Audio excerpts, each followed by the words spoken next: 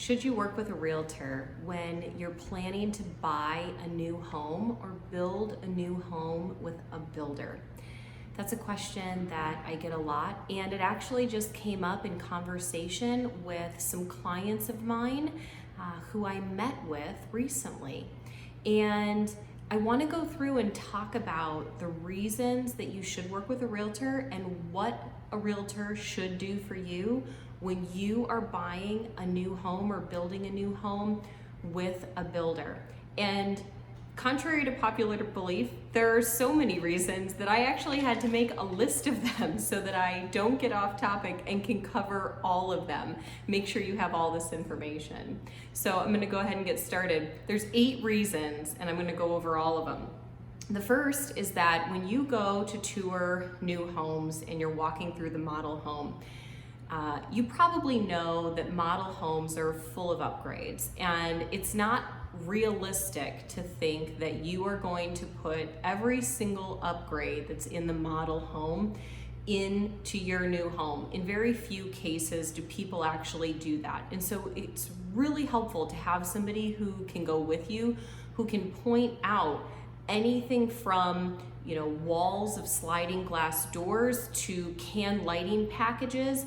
And then also somebody who can ensure that the builder's representative who's on site is being clear and upfront with you about what those upgrades are and what that home is realistically going to cost you based on what it is that you're hoping the end product looks like. Okay, so number 2 is you don't necessarily have to just come in and offer or agree to the terms that the builder has set forth. You can absolutely make an offer, and that could include asking the builder to waive the lot premium, asking for additional upgrades, asking for concessions. That doesn't necessarily mean that the builder has to accept your offer. Very similar to how it would work on a resale property where the seller doesn't necessarily have to accept your offer, but it doesn't hurt to ask, right? The answer is always no unless you ask. And so it's important to work with a realtor who's willing to write offers even on new construction properties to try to negotiate the best deal for you, okay? Number 3, most people don't know this, but builders actually have caps on the amount of upgrades that you can put into the home before you have to pay cash out of pocket for those upgrades prior to the home closing.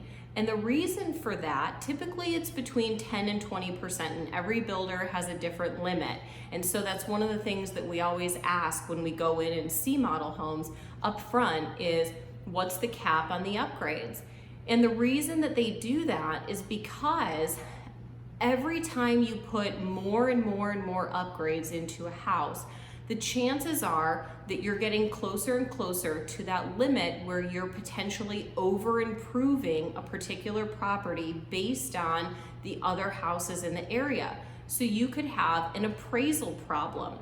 And if you get to the end of building this property and the house doesn't appraise, then the builder is in a real conundrum. And so the way that they eliminate or reduce that risk is by putting caps on the amount of upgrades that you can put into the property before you have to start paying cash.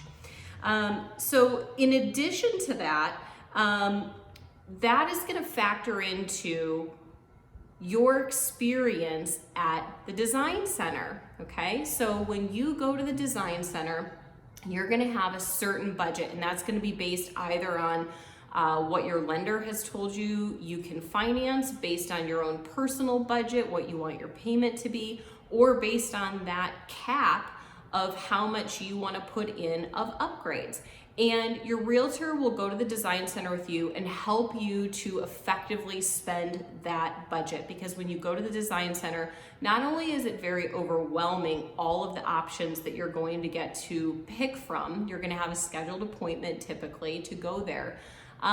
But you're also going to experience what's known as upselling, okay? They're going to try to upsell you more upgrades because builders make a lot of their money on upgrades. So the amount of money that it costs them to actually put those upgrades into the home versus the amount that they charge you for them in the sale price is very, very different.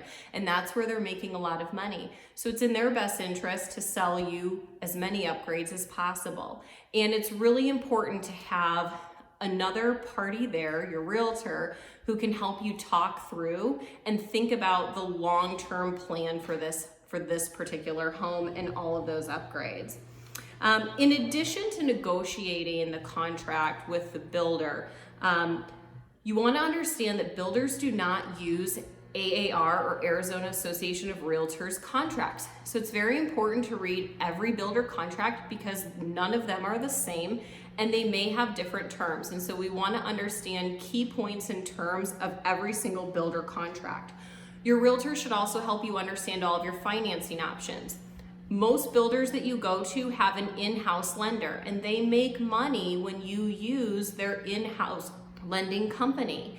And so it's very important. Sometimes it could be in your best interest to work with their in-house lender if you're getting a really good deal for doing so. But sometimes maybe it's not. Maybe their rates are higher. Maybe their fees are higher. And so it's really important to work with somebody who's familiar with lending, who knows lenders, and can help you compare those things.